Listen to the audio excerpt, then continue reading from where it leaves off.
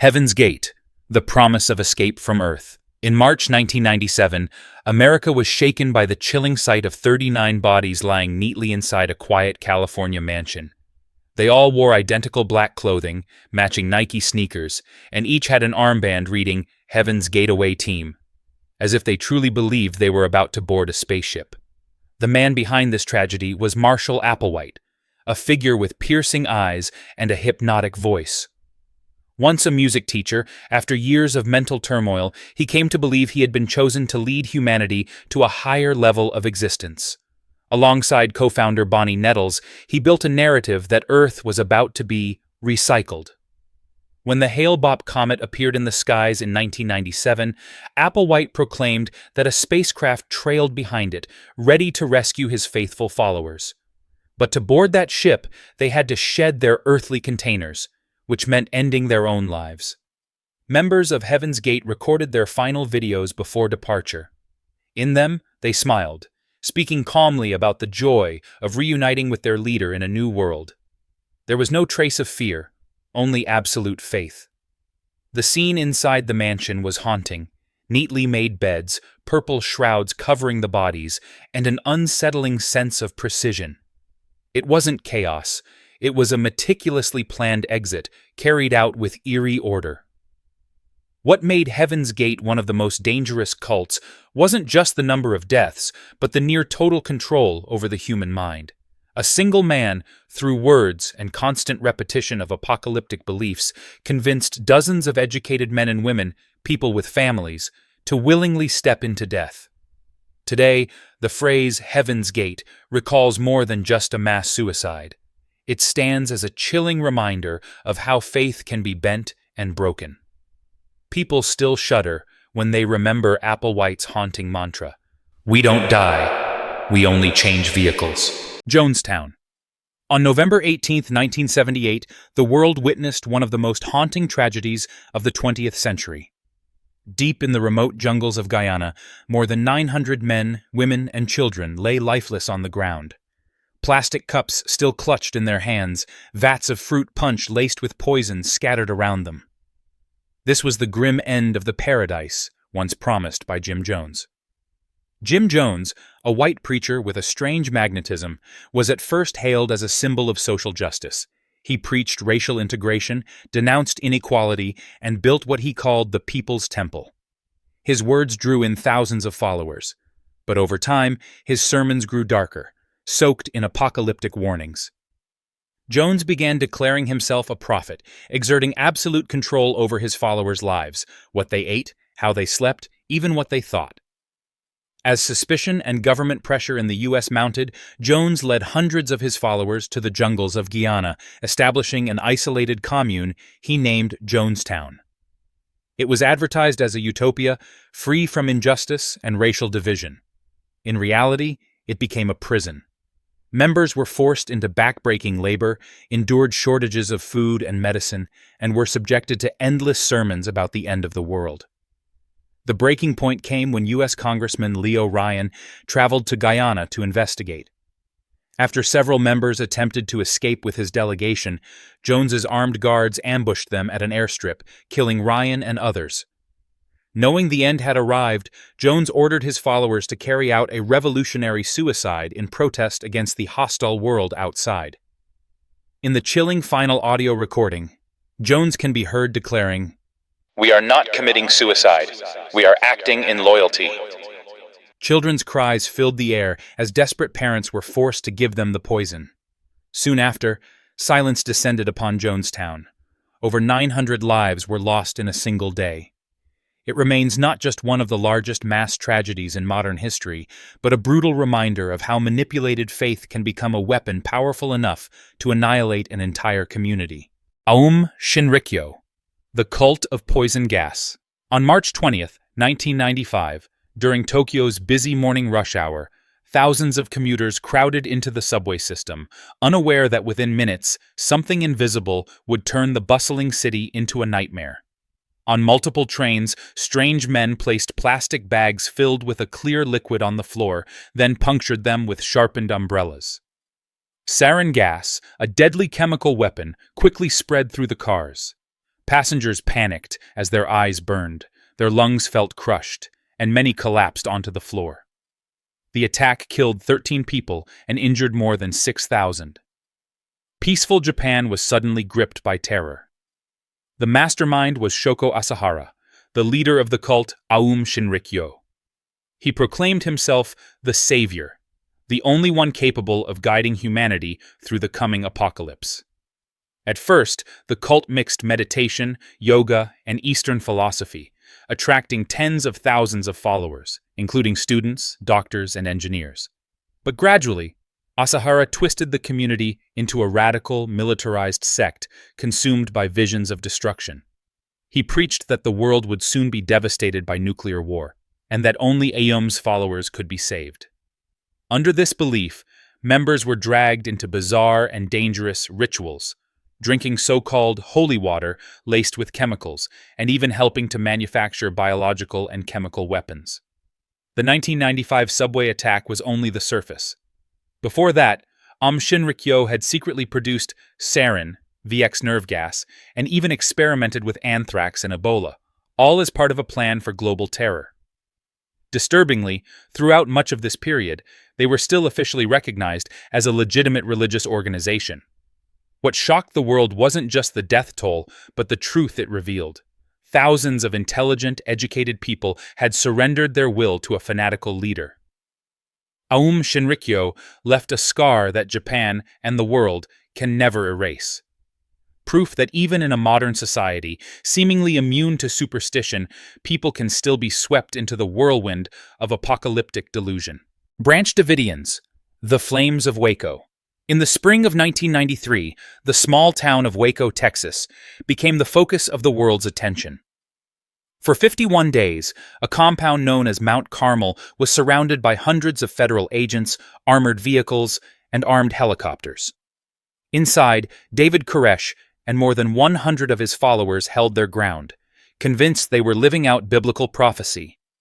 David Koresh, born Vernon Howell, proclaimed himself the Messiah, the only one who could unlock the 7 seals of the Book of Revelation.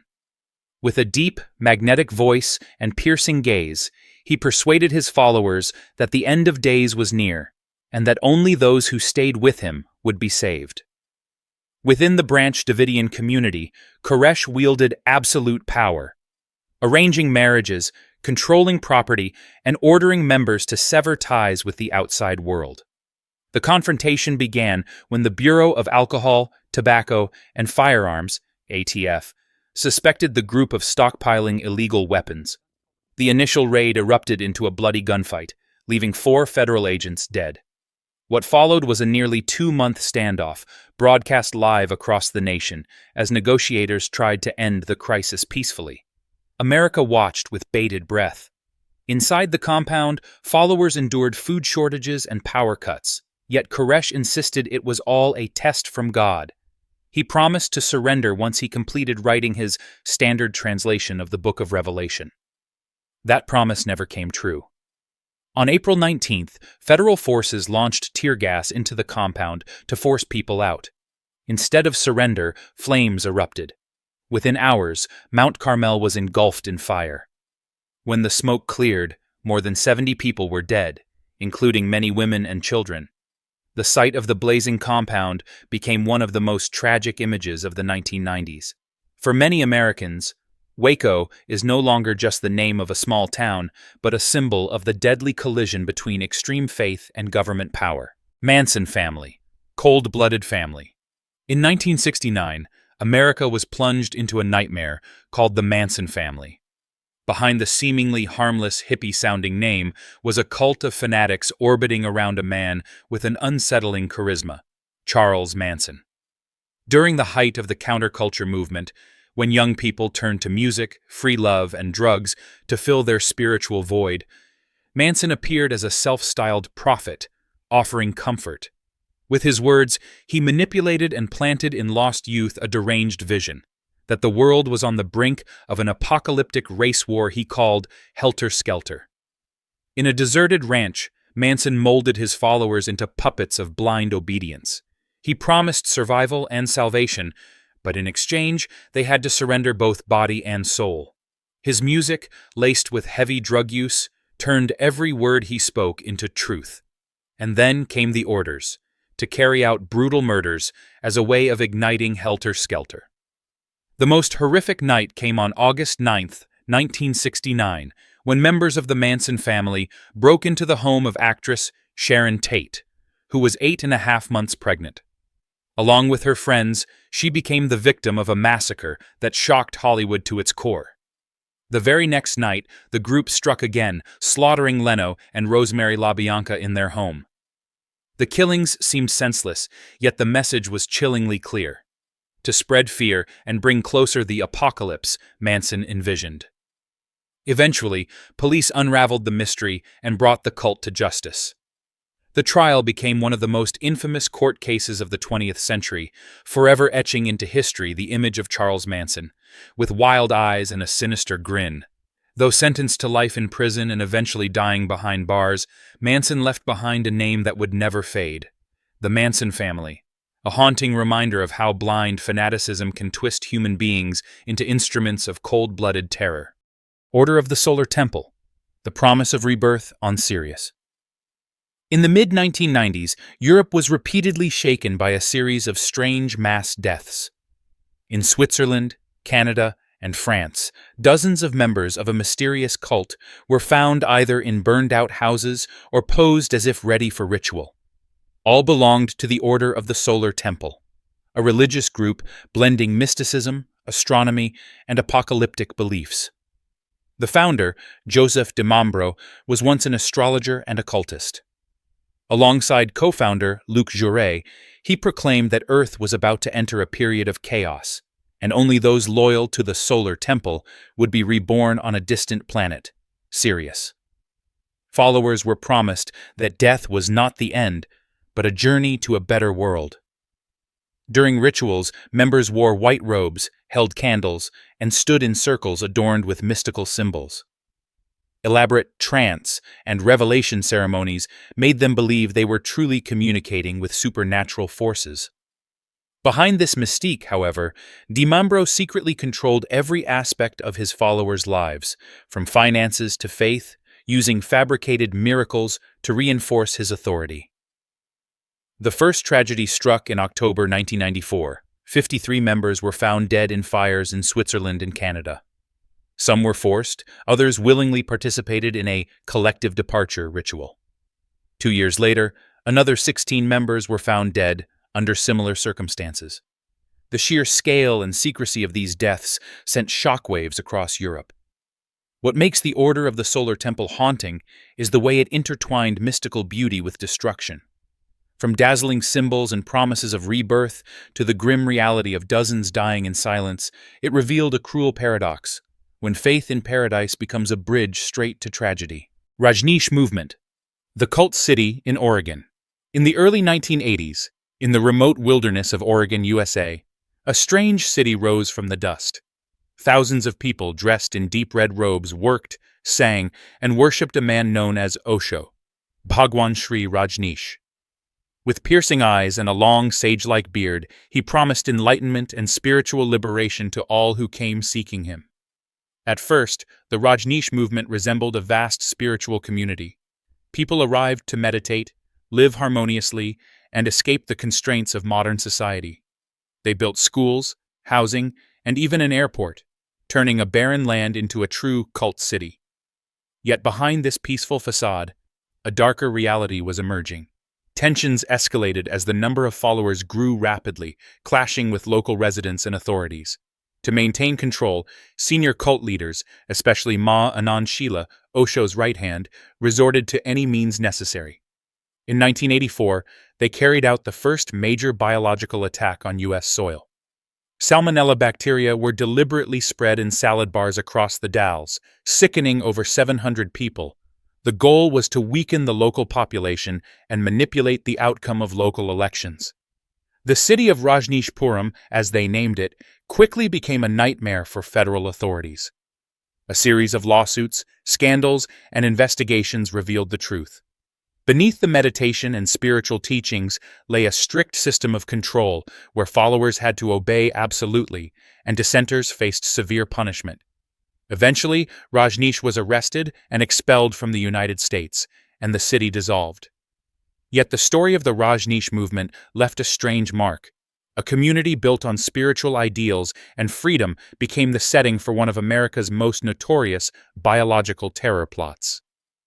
Today, the name Osho remains widely known through his books and meditation philosophy. But for those who remember Rajneeshpuram, it evokes a cult city, part utopian dream, part hidden legacy of danger. Order of the Nine Angles.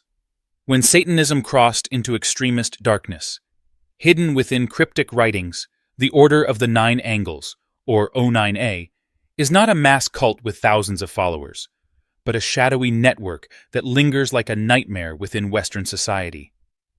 Emerging in England during the 1970s, O9A fused Satanism, occult mysticism, and political extremism into a toxic blend. For them, darkness was not merely a symbol, it was a way of life. O9A teaches that to reach enlightenment, one must transcend moral boundaries. Their writings encourage chilling rites, infiltrating extremist groups, spreading radical ideologies, even glorifying violence as a path to evolution. Members saw themselves as warriors of the dark, planting seeds within society with the goal of dismantling every human norm. The true danger of O9A lies not in public gatherings, but in its hidden structure. Instead of a central church or leader, the group leaves behind texts, rituals, and a philosophy that urges individuals to act independently. This decentralized approach makes it difficult for governments to trace. O9A exists more like a phantom, appearing wherever someone is willing to embrace the shadows. In recent years, Western security agencies have warned of links between O9A and certain terrorists, individuals who draw upon its teachings to justify acts of extremism. It reveals a chilling truth. Sometimes a dangerous cult doesn't need a crowd, it only needs to plant a seed inside vulnerable minds.